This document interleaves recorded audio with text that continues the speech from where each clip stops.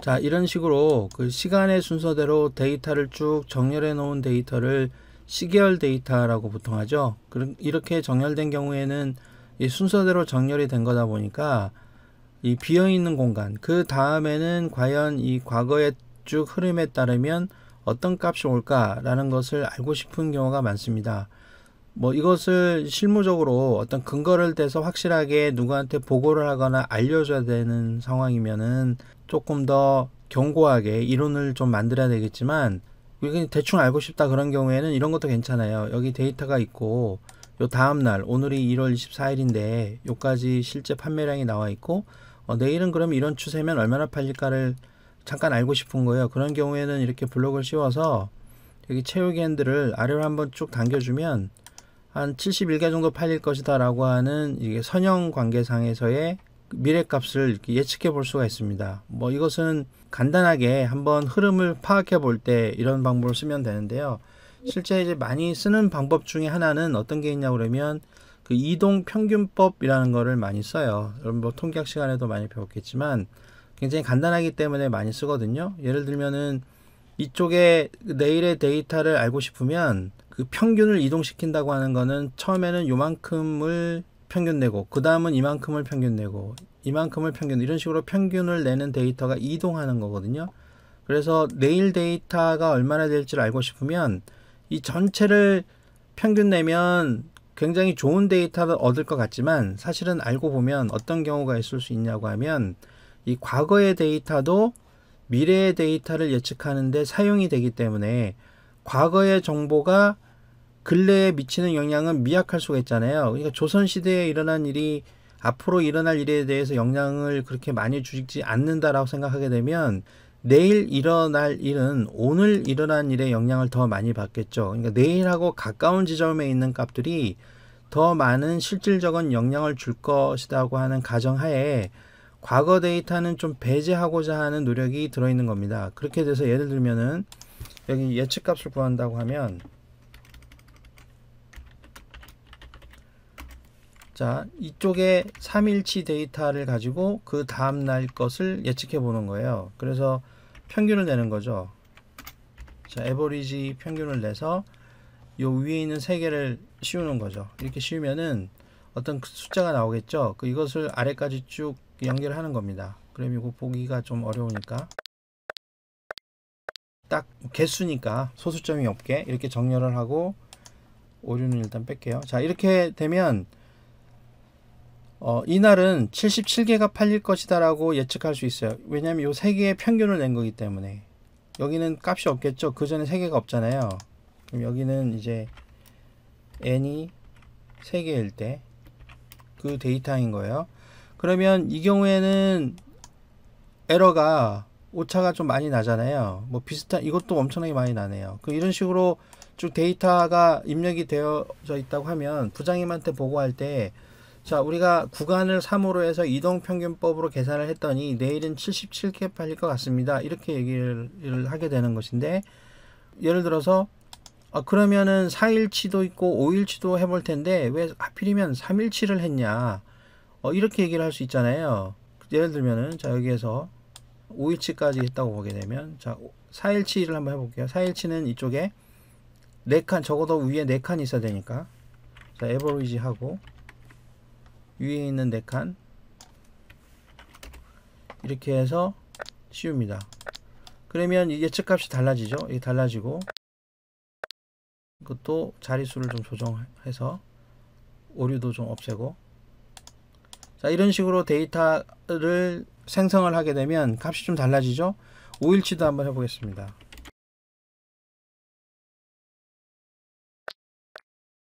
자, 이렇게 해서 구간을 다르게 한 세 종류의 값을 구했는데 77, 70, 65가 나온 거예요. 그럼 부장님이 야, 너 3일치를 굳이 한 이유가 뭐냐? 그럼 4일치, 5일치는 어떠냐? 그러면 4일치, 5일치 그거야 금방 해드릴게요. 그래가지고 이렇게 해줬어요. 해주면은 그럼 이것도 할 수야 있죠, 계산이야. 근데 이 중에 그러면 어느 것을 더 신빙성 있게 채택해야 되느냐 하는 문제가 생기는 것이죠. 자, 이런 게 이제 적합도를 좀 찾아보는 건데, 이거 보통 보게 되면 이것을 계산하는 방법이 뭐 여러 가지가 있는데 다 결과는 다 동일합니다. 동일한데 많이 쓰는 방법으로는 보통 그 MAE라는 방법이 있고, 그 다음에 MSE 제가 많이 쓰는 방법인데 이 방법이 있고, 그 다음에 MAPE 요 방법이 있어요. 이것은 평균 절대 오차라고 그러죠. 그 mean absolute error가 되고, 이것은 mean squared error가 되고, 그 다음에 이것은 요 absolute는 같은데 퍼센트가 들어가 있는 거예요. 그러니까 요 MAE를 퍼센트로 백분율로 바꿔준 겁니다. 그래서 이거를 쓰나 사실 똑같은데, 방법은 어떤 거냐 그러면 실제 발생한 값하고 예측한 값의 차이를 비교해 보는 거예요. 그럼 여기다가 한번 그 차이를 한번 비교해 볼까요? 자, n이 3일 때는 실제하고 예측된 값의 차이를 보게 되면 이것을 빼면 되겠죠. 차이가 이렇게 나는 거예요. 23만큼 차이가 난 거죠. 자, 이 정도 차이가 났습니다. 뭐 들쑥날쑥한 거예요. 더 한 날도 있고 덜 한 날도 있으니까. 근데 이것을 전체적으로 평균 내면 오차를 구할 수 있는데, 여기서 주의할 점은 이것을 그냥 평균 내버리면 만약에 5만큼 플러스가 되고 마이너스 5만큼 아래로 떨어지게 되면 평균 내면 0이 되겠죠. 0이 되면 에러가 없다는 얘기가 돼버리거든요. 근데 실제 하나는 5만큼 더 많이 예측을 한 거고 하나는 5만큼 덜 예측을 한 거면 분명히 둘 다 틀린 건데, 이것을 그냥 평균 내버리면 0이 되니까 오차가 전혀 없다라고 인정할 수 있어요. 그렇기 때문에 어떻게 하는 거냐 그러면 이럴 때는 여기를 반드시 절대값을 씌워줘야 되는 거예요. 이렇게 ABS absolute 함수를 집어넣어서 절대값으로 바꿔줘야 됩니다. 바꿔주고 이것을 다시 체육엔드를 더블 클릭해서 바꿔주면 다 플러스로 바뀌겠죠. 다 절대값으로 바뀝니다. 자, 이것을 평균 냅니다. 이것을 평균을 내면 이렇게 해서 자동 합계해서 평균을 내면 21이 나오죠. 이게 MAE 값이 되는 거예요. 그럼 4일 때도 똑같이 그렇게 구할 수 있겠죠. 4일 때는 요 위에는 데이터가 없으니까 여기서부터만 구할 수 있겠죠. 4일 때도 마찬가지로 자, 절대값 ABS를 넣어주고 실제 값에서 예측 값을 빼줍니다. 그래서 엔터를 치고 그러면은 데이터가 나오겠죠. 이렇게. 자, 그 다음에 다섯 번째는 또 여기서부터 시작이겠죠. 자, 다섯 번째도 ABS 해주고 예측 값에서 실제 값에서 예측 값을 뺍니다. 그래도 절대 값을 취한 것이죠. 자, 이렇게 해서 답이 나오고, 이것도 모양을 맞추기 위해서 개수니까 소수점을 없앱니다. 없애고 평균을 내야 되겠죠. 자, 이렇게 씌워서 평균을 냈습니다. 그러면 이 부분이 각각에 대한 MAE 값이 돼요. 평균 절대 오차가 됩니다. 그러면 요 3하고 5가 같잖아요. 소수점을 좀 늘려 보겠습니다. 자, 이렇게 하면 이게 제일 작죠. 자, 이게 제일 작습니다. 그러면은 예측할 때 구간을 5로 한 게 제일 좋다는 얘기입니다. 그 다음에 이거를 이제 MSE는 어떻게 하는 거냐 그러면 이거는 mean squared니까, 자, 3일 때는 어떻게 하냐 그러면 요 차이들을 제곱해서 평균을 내는 거예요. 이 차이를 제곱해서, 그래서 이 S가 제곱이란 뜻이거든요. 그러면은 이것을 제곱해서 평균을 나누면 되는데, 제가 또 한 가지 좀 수식을 알려드리면, 처음부터 이게 만들어져 있으면은 요거를 제곱하면 되니까 더 간단하지만, 자, 이런 수식을 한번 써보겠습니다. sum x y의 제곱이라는 수식이 있어요. 그러면 x에 해당되는 부분을 다 선택을 쭉 해주고 쉼표, y에 해당되는 부분을 쭉 선택을 해줘요. 그럼 두 군데가 선택이 됐죠. 그러면 닫고 엔터를 치면 이 각각의 차이, x-y니까 수식 이름이 마이너스죠. x-y니까 각각을 빼주고 그 빼준 것들을 다 제곱한 다음에 이 2가 제곱이거든요. 제곱한 다음에 썸해 줍니다. 이런 식으로 했는데, 이것을 평균 내야 되니까 이것을 다시 뭘로 나누냐 그러면 이 데이터의 개수로 나눠져 되겠죠. 그럼 여기 이 부분을 선택을 하게 되면 자, 이 값이 이렇게 나옵니다. 661.39가 나오는 거예요. 여기도 마찬가지로 한번 해볼까요? 자, sum x 마이너스 y가 있죠. 자, 이거에서 이쪽 부분은 위에 있는 4개 없는 요 부분만 해야 되니까 이렇게 씌우고, 자, 다시 이렇게 씌우고 괄호 닫고 나누기 count 데이터가 있는 요 개수만큼, 요만큼만 세서 나눠주면 또 데이터가 나오고,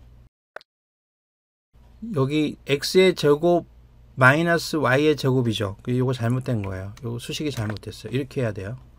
자, 그 다음에 여기에도 sum x 마이너스 y 이렇게 눌러주고, 여기 여기 해당되는 부분만 씌워주고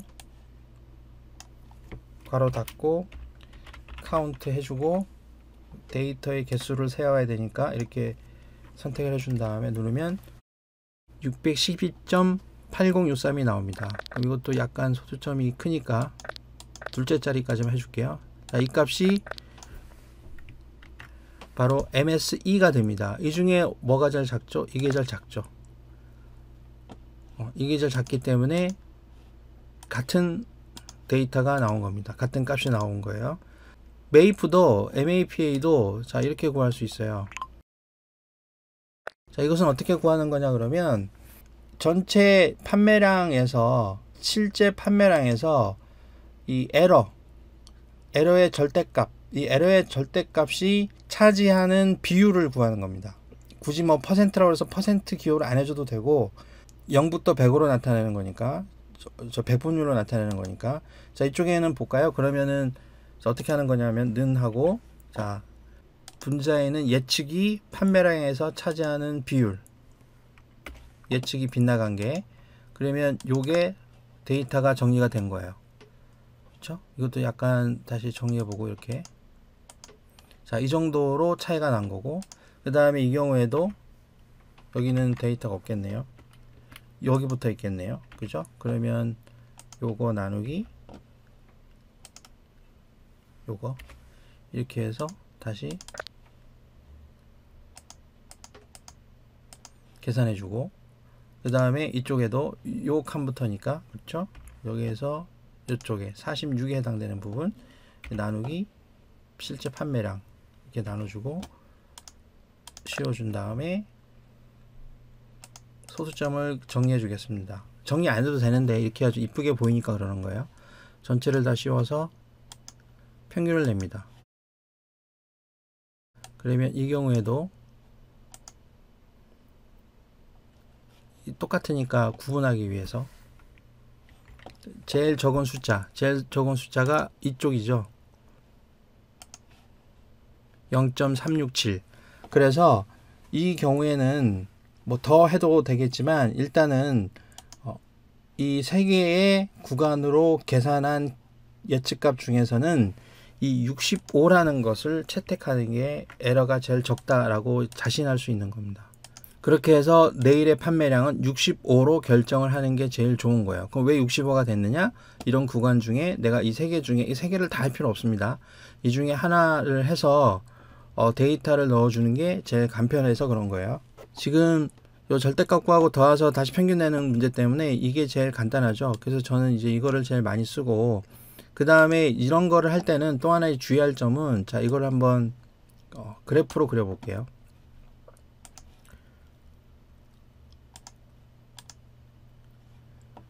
자, 그래프를 보게 되면 데이터가 어때요? 올라갔다 내려갔다 올라갔다 내려갔다 그러죠. 자, 이런 거는 어떤 패턴이 좀 특이하게 있는 거예요. 잘 팔리는 날이 있고 안 팔리는 날이 있는 거예요. 그러니까 이날 같은 경우에는 그 기존에 있던 추세를 반영해서 많이 팔릴 거라고 예측할 수 있지만, 이날 같은 경우에는 기존에 팔릴 것만큼 준비하면 안 팔리잖아요. 그러니까 이런 것들이 반영되는 게 바로 계절 지수라는 거를 써야 되는 거예요. 그러니까 계절성 필요한 그 데이터들을 보정해 주는 작업을 해줘야 된다는 얘기입니다. 이런 것 때문에. 그래서 사실은 이런 작업을 미리 하기 전에는, 자, 이 중에 그 n이 5인 날이 제일 괜찮으니까 요것만 남겨두고 나머지는 다 지웁니다.